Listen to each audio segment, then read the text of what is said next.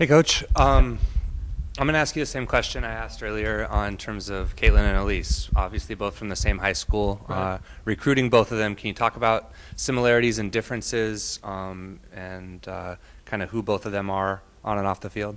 Well, I think, I mean, they're goal scorers, but they're different people.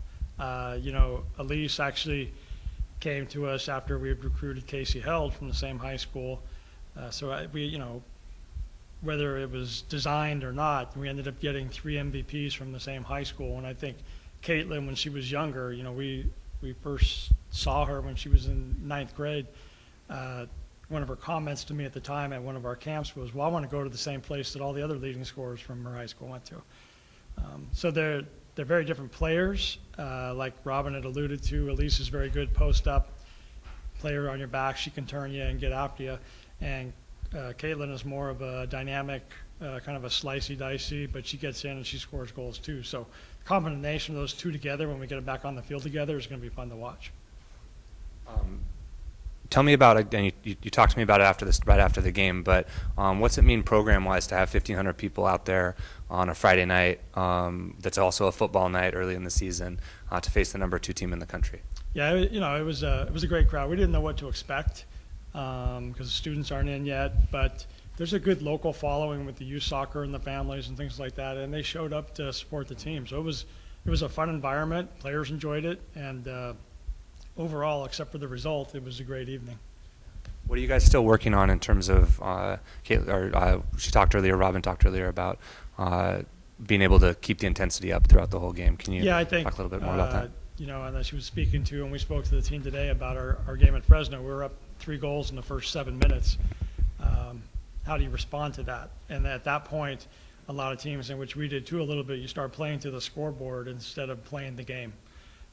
3 goals, okay, we're good, we're cruising. We still played well, and we did at times play really well, but we didn't keep the foot on the gas, and we need to do a better job of that. So that's kind of the next step for us, I think. So what do you expect from San Jose State? Well, I know they're much improved from last year. I've only seen a little bit of film on them, and we haven't really broke that down much, but their coach has done a good job of kind of turning that program around. They got a very good goalkeeper. They're pretty organized in the back. They have some dynamic players in the attack, and they've won a couple games already. So I expect a battle on Sunday, but we don't know that much about them yet. You've won 2, lost 2, tied 2. Now you got 4 home games in a row. Do you see this as a real opportunity? Well, I think every game's an opportunity, but just to be home for 4 games for this long a stretch will be nice. We can get in a little bit into the rhythm as far as training and going out and playing the games. We have still some more top 20 teams coming in. We have San Jose State this weekend, and then following weekend we have Dayton coming in from the Midwest, and then Cal, who just beat Duke and tied North Carolina, so they'll probably be a top 10 team.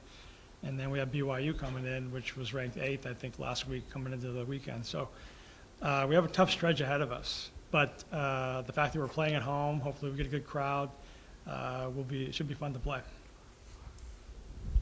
Coach, I'm sorry, I may have misheard it. Krieghoff was not playing against Fresno State. Correct. She got injured in our game against Richmond. Right. And so we're hoping to have her back this weekend, but we'll know more after tomorrow.